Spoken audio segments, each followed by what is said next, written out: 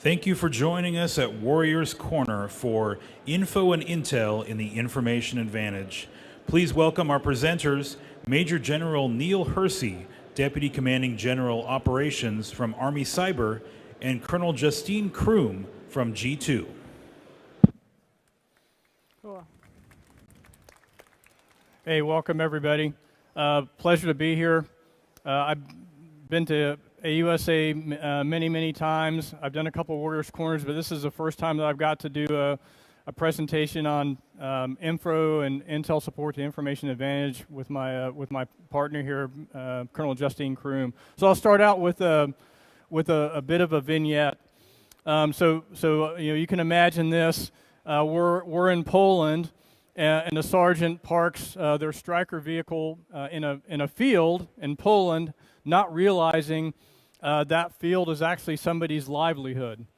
So then a nice old woman walks out of the house, grabs her iPhone, takes a picture of the Stryker vehicle, posts it on social media in Polish, stating her unhappiness with Americans, parking a vehicle on her land.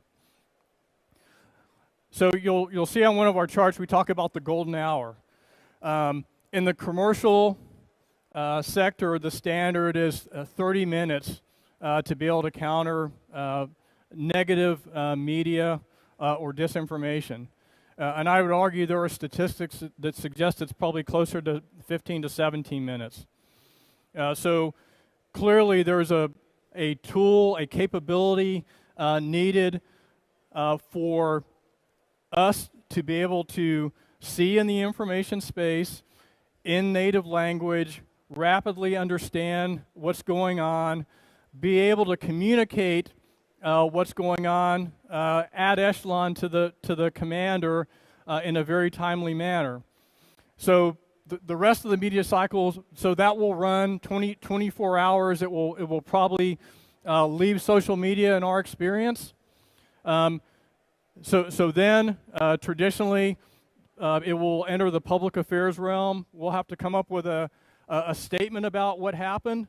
Meanwhile, that cycle is already run. So now we're introducing the topic again, saying, "Hey, we're very sorry. We do never intentionally harm civilian property or anything. We're very sorry." So then that gets another life again. Because now an adversary could leverage that again as negative media against that.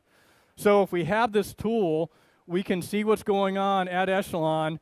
That commander can make a decision to have that soldier engage with the person, apologize, offer compensation as necessary, and what you likely end up with is a happy Polish lady doing a picture, 2 thumbs up with an American soldier and saying Americans are great. So that vignette leads us to why it is important. That is a piece, an example of gaining an information advantage. So if you listen to a couple of the other discussions, we introduced our new operations manual, FM 3.0, and in there they talk about multi-domain operations and the importance of information and information advantage in there. We have a supporting publication in the works, ADP 3.13, which will simply be called Information, and that should be coming out sometime next year. But this is very central.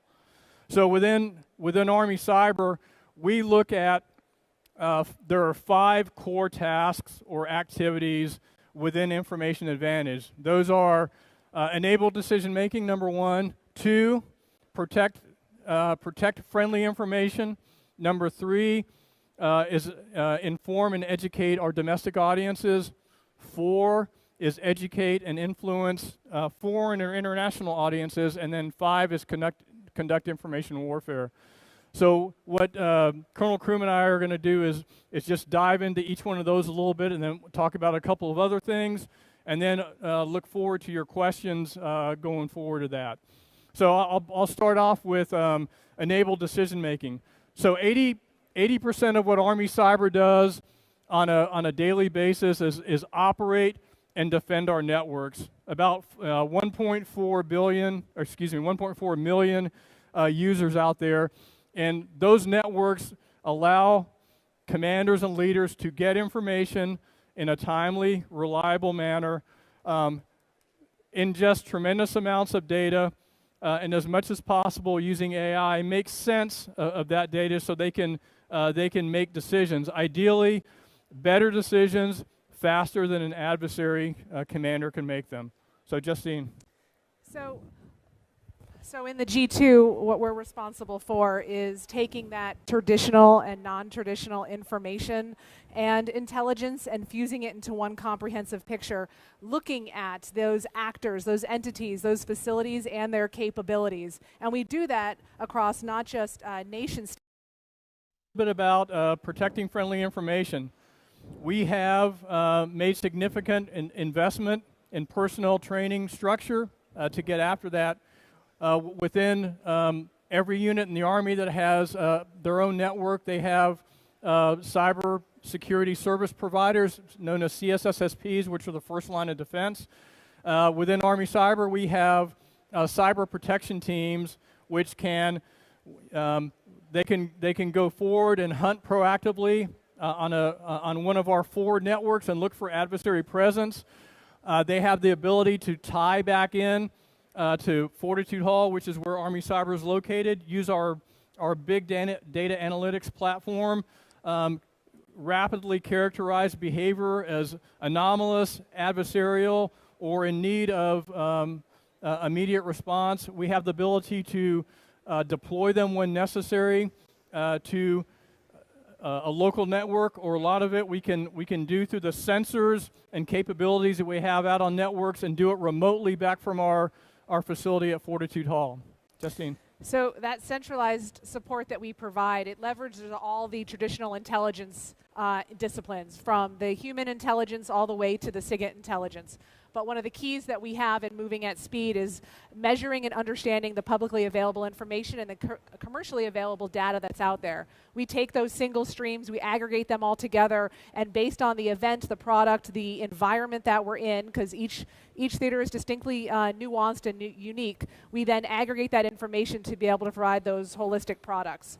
We also, it's very key within those individual lines, evaluate and interrogate the information that we receive to different levels. Again, whether the weight of one report is higher weighted than these 12 reports that might come in through a different data stream. So to be able to go up the data stream, to be able to understand the metadata associated with it, the fingerprints, or just the perspective for which that information, why it was collected and why we have it, is critical in order for us to inform those hunt missions forward for the DCO side of the house, or those offensive teams that are moving forward, or even providing that information to our information operators who are out there doing engagements and providing commanders with a full sense of what's in that environment, who they're engaging with, and what's the intent behind those that they are engaging with and why they're engaging with us.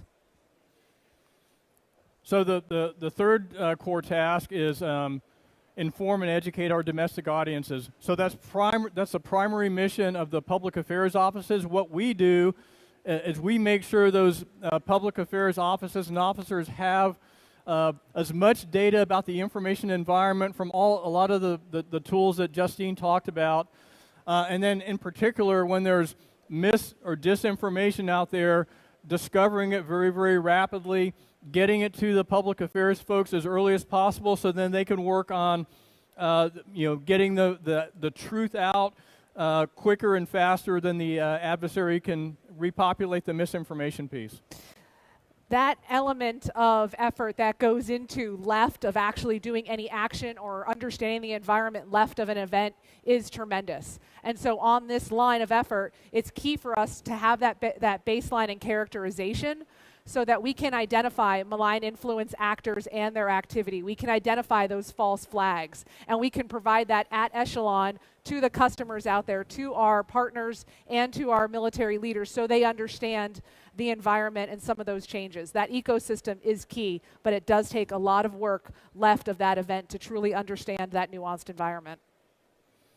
Yeah, moving on to 4, the educate and inform international audiences. One of our subordinate units First IO Command has deployable capability, and they have back-end analytic capability. And that capability is postured to be able to support geographic combatant commanders to help them form their narratives, understand the environment in their regional AO with regard to culture and some other things, so they can ideally stay ahead of misinformation and disinformation, but also can react very rapidly and appropriately to the environment through what they provide with their regional support and their field support teams.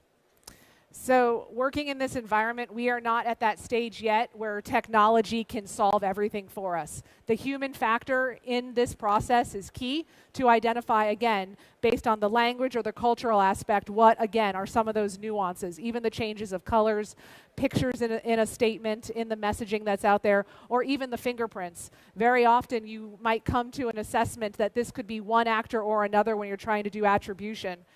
The actor itself is not nearly as important as to what that capability will do next, and how do we assure our defenses, and how do we support our efforts going forward. So there's a lot of analytical support and SMEs that are required to be able to build out and enhance the capabilities, the machine learning, and some of the other capabilities that our unit brings to bear. So the last but certainly not least, conduct information warfare. So offensive capability. We have a Joint Forces Headquarters element dedicated to being able to execute offensive cyberspace operations, sometimes enabled by information.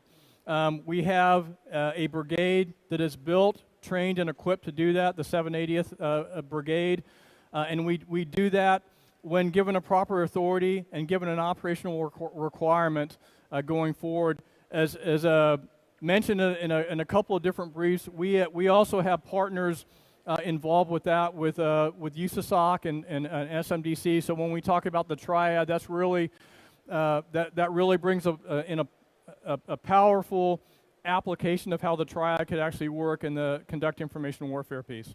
Key and integral to this is not just looking for opportunities in the human dimension, but it's layering that with the physical dimension and the information dimension, as one action and one can have a result in another. So that ecosystem is key. It's also key, as we're doing these operations, that we have the right sensors in place so that we can constantly assess the effects that we, both friendly and adversary, are having that environment, and make those near real-time recommendations to the commanders and the operators as what they should do next. Again, so constantly assessing and reassessing cannot be emphasized enough. And lastly, we track all those exploitables, and we work with U.S. Cybercom and the Joint Force commanders to assess and provide opportunities for targeting across all those lines, not just within the cyber or the electromagnetic domains.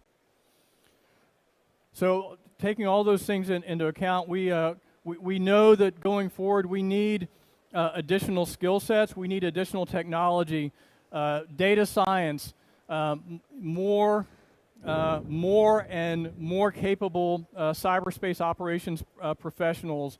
We have a great weapons platform at Fortitude Hall at Army Cyber, but we also need to continue to increase our capability towards that. Which leads to talent management. How do we recruit? We know that we want the same skill levels and exquisite ability that the commercial sector wants. So we ask that the commercial sector partner with us moving forward so we can share in those great capabilities at our folks coming up. You couldn't ask for a better job than coming to Army Cyber. So if there's any intelligence professionals out there that want to come over, let me know. We'll talk after this. So absolutely great environment to work on. What has been successful for us, and what I think we do a little different than other MIB-Ts out there or other standard intel units, is we pair our intelligence professionals along with those SMEs that understand, whether it's from industry or academia or within our own Army formations, that understand the systems, platforms, networks, and architecture. That way, when we have reporting, whether it comes from one of our industry partners or comes from an exquisite data set, we can take a look at that reporting and quickly triage it and say, okay, should our hair be on fire? Should we be starting an event or a CAT with one of our with our mission partners, or are we already mitigated against this threat? is this not going to have an effect against us and our systems? So again, being able to triage that within the golden hour as well has also been critical and key for allowing us to move on to the next potential threat and informing our commanders for their decisions. Yeah, and just one other point I'll hit on that. The Army has recognized that. So initiatives like the Cyber Accepted Service, which starts here in December, is going to allow us to close that gap, as well as decisions that Total Army Analysis has made for force structure growth to build some of these additional formations to be able to get after this is moving in that direction. We have learned a tremendous amount over the last 12 months on this subject. We did a major exercise in the Pacific several months ago, and then recently with the operations in the Ukraine and the support to U.S. Army Europe, we were able to deploy elements to help them with their network communication, with their network defense, and help them get an understanding of what's going on in the information environment and identifying trends, as well as mis- and disinformation attempts. We're continuing to build off of that. We were able to run those lines of effort, the inform, the operate, defend, attack, influence, and inform piece out of our IWAC, and are continuing to build on those lessons learned. Our observations of what the adversary is doing in the environment, we see that they are taking more risk. They're watching our response overseas in multiple scenarios, and they're putting that into their calculus. We see them being more aggressive in what they're willing to do and how they're prosecuting after targets. So it's key for us to understand and take our perspective and not just pull from industry, but working with NCI, JTF, working with US Cybercom and our partners to be able to pass those observations and that understanding of what the threat is, so we can better protect our defense industrial base, so we can protect power projection and have a whole of government approach to defense of the homeland. So it's not just an Army problem that we look at the full scope, and we try and make sure that we're communicating in real time so that everybody is protected. So what do we need going forward? The continued investment, your continued partnership in the whether you're in the industrial sector or the academic sector, and partners and allies that have tremendous capability that we know we need to rely on our partners and allies going forward. Second is we want to continue to build more cyber protection teams, more red team capability going forward. The Army has recognized that. We need help getting better from the community that I already mentioned. With that, let me turn it over to you and finish up, and then we'll open it up for questions.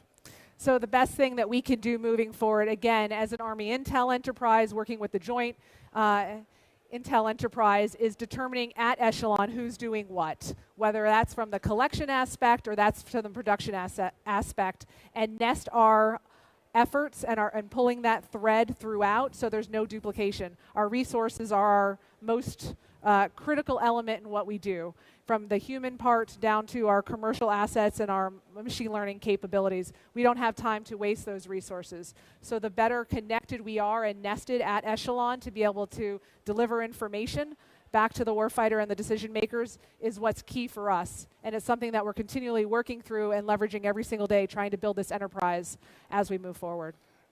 Yeah, and so I'll just close out with we are in this fight every day at Army Cyber. Fortitude Hall never sleeps. We're 24/7 operations. The adversary is coming at our networks every minute of every day. So this is very real for us every day, and we look forward to your questions.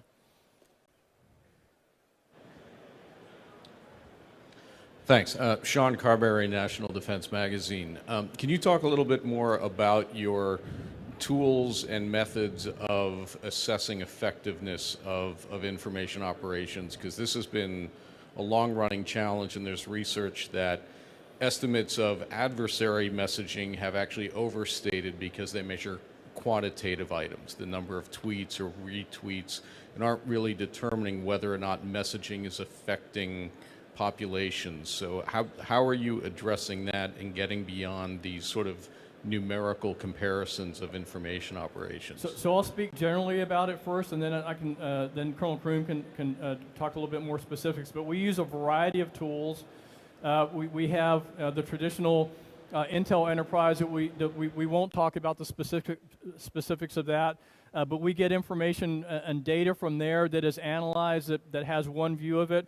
But what is very useful, very quick, and very accurate is what we're getting out of publicly available information analytics in the commercial sector.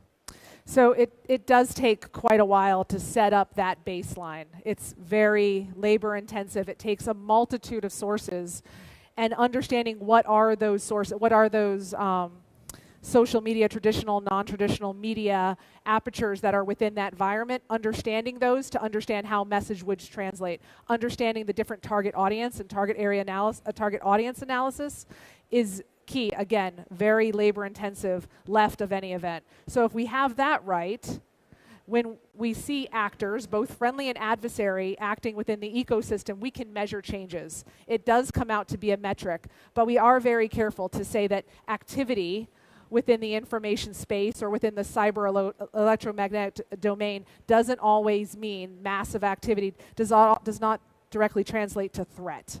So someone could be very noisy, they could be very active. That doesn't mean that they're a threat, even when activities are ongoing. So we tend to focus on I care.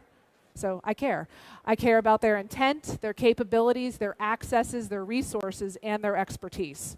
So with those 5 things together, when they're more than a superfecta in that pentagon there, then I know, okay, this is what I need to be focusing on and why. If they just have intent but they don't have the rest, that's a different discussion that we would have with our operators when they're making and planning for operations or getting ready to respond to some sort of event that occurred. Thank you for this presentation. I'm Lieutenant Colonel Pearson from the French. I'm the French liaison officer to the Cyber Center of Excellence. Could you speak a little bit more about the Cyber Military Intelligence Group in terms of size, organization, and the chain of command?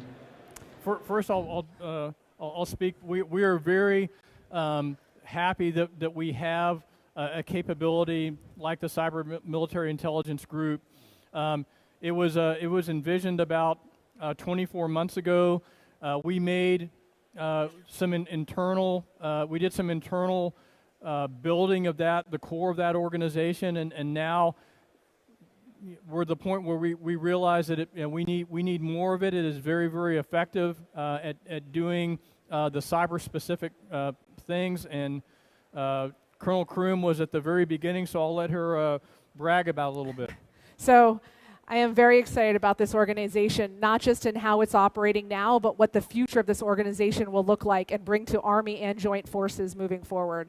So the Cyber Military Intelligence Group is approximately 250 personnel strong, but it's not just Intel personnel. We have paired Intel with Signal and Cyber, as well as other data scientists and computer scientists, cultural and language expertise, to round this out, to, as I mentioned before, to try and triage traffic as it comes in, to see, again, if we're working on a defensive operation, offensive operation, or information warfare in general, we can then pull best of talent from those skills to work on a certain problem set, to either mitigate a threat or support planning, depending on where we go. This organization has a lot of unique teams embedded within it that focus not just on offensive capabilities or defensive, right? Our cyber's mission is global, 24/7, and that's how these teams are oriented. So they take a look at threat-based threats as well as regional threats, but they have that level of expertise. So again, when an issue or an event arises, we can pull that best of talent together, and we've done that in a few scenarios, and it's been successful, but we still have a lot of learning to do. In the years ahead, through the TAA process, we're looking to grow this capability out. Our cyber doesn't have the bandwidth right now to be everybody's ace analytical support element. We just don't have analytical control element, excuse me. We just don't have the bandwidth to do that for everybody. So we are working very closely with the other ASCCs, with the other twos, and the MIB-Ts out there to help demonstrate what else is out there more than tanks, tubes, boats, and buoys within the information dimension. What are other malign actors doing, how that's brought into the ground order of battle and the electronic order of battle. How do we account for all of that? And then we can then divide up again at echelon, and the CMIG will be responsible for this global aspect while the theater will be responsible for this regional aspect. So there's a lot of build in progress, a lot of education that will come, but as we shift to these priorities, there's a lot of opportunities out there, but the expected growth is going to be needed. Okay, sorry. Is it under the authority of the GFSQC or directly the G2? How it's? So the CMIG is an organization that belongs to Army Cyber, but General Barrett is the Army Cyber Commander, wears two hats. One is as a service component for all the Army stuff, and the other is under Cyber Command for the Joint Forces part. So the Cyber Military Intelligence Group has to be able to support both of those hats.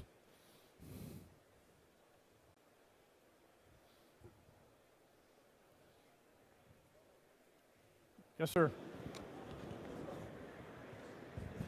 Hi, my name is Dylan Wright from HQDA G2.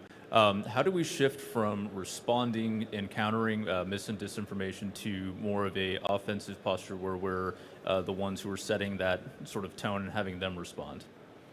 So thank you for the question. I'll address part of it. I'm sure okay. Colonel Kroom has some things to add, but one is, so if you understand what it takes to have information advantage is a desired state. Decision dominance is a desired state. But the ability to sense, understand, and then make a decision. So the sense and understand piece, being able to do that at speed, at scale, and then have with the use of technology, AI, machine learning, have things basically already in the breach. That can be, for lack of another analogy, be able to be fired based upon triggers that our ability to sense and understand, enabled by AI, will allow to get ahead of that. We're not there yet.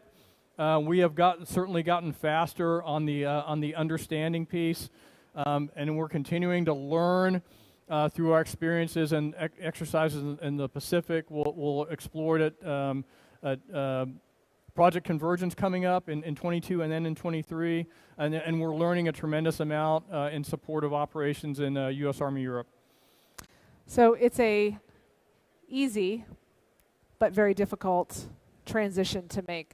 The intel cycle is the intel cycle. Operations, targeting, ATOs, all of those are still the same. Again, it's just the speed and the area at which we're trying to focus our operations. So understanding what the adversary is doing, not just in red space that's coming into blue space, understanding where they're at in gray space, and mapping that out gives us those opportunities. But not every opportunity is going to be with and by through cyber means or the electromagnetic spectrum. It could be through physical means, or it could be through standard messaging, and it might not be through us, it will be through our partners.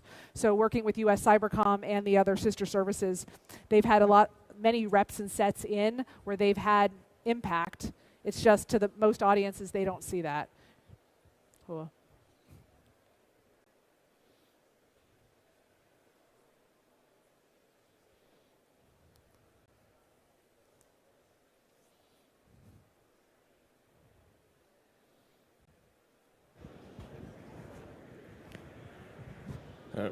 You talked a little, Shank County, Red River.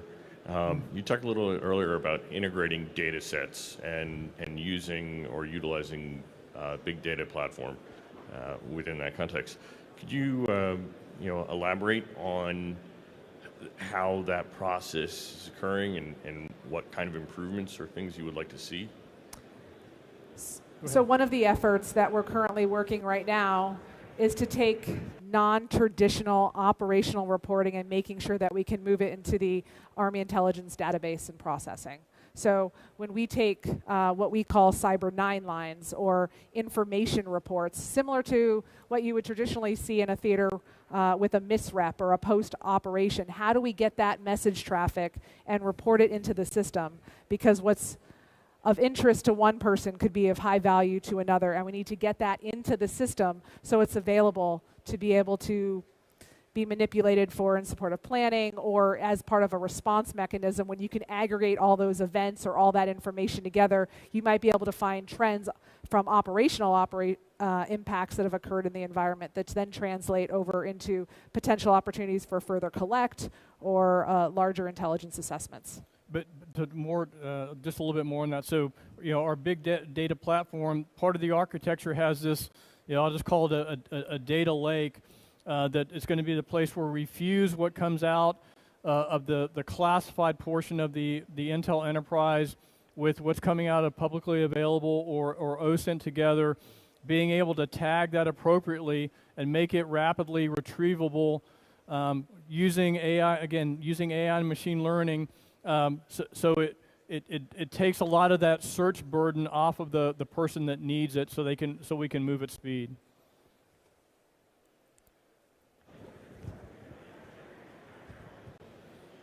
Hey, good afternoon. I'm Mike Hammerstrom from Leidos. I've got a couple questions. One, what's driving the timeline right now? What are you trying to achieve? What's the milestone that you're looking at next? And then also, what is the mechanism to be able to get the requirements, and what's driving that? Is it through the PMs or is it through another mechanism? So we are fortunate within so on the time one we can't move fast enough, but we realize that in reality it takes a while to to build this capability out like we need. We have a technical warfare center that can rapidly pull in requirements that are coming through the operations channels, whether that's offense, defense, or operate. Work with industry and work with the PM simultaneously to come up with technical solutions, put those on a timeline so they can be fielded, but also allow for experimentation and touch points at a lower cost to the enterprise, and also allow some of the smaller vendors to come in and show and demonstrate their capability going forward to enable us to accelerate that. So we understand the acquisition timelines, and we don't violate those, but we also have a capability to move rapidly internal that's tied to the enterprise.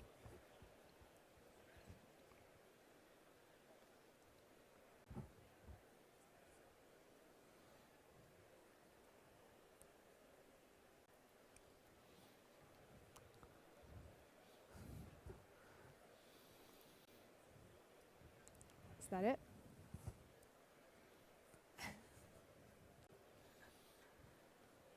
All right, well, hey, thank you all for the questions. Thanks for your interest in this subject matter that is very, very important to us. All I can tell you is Army Cyber is hiring. We have a booth right behind me that you can talk to folks out. And we also have our persistent cyber training environment folks there to talk with. So please, and if you didn't want to ask a question, we'll stand by here to have a smaller level discussion if you want to ask us in a less public forum, and we'll give you an honest answer. So thank you very, very much. Army strong, people first. Cool.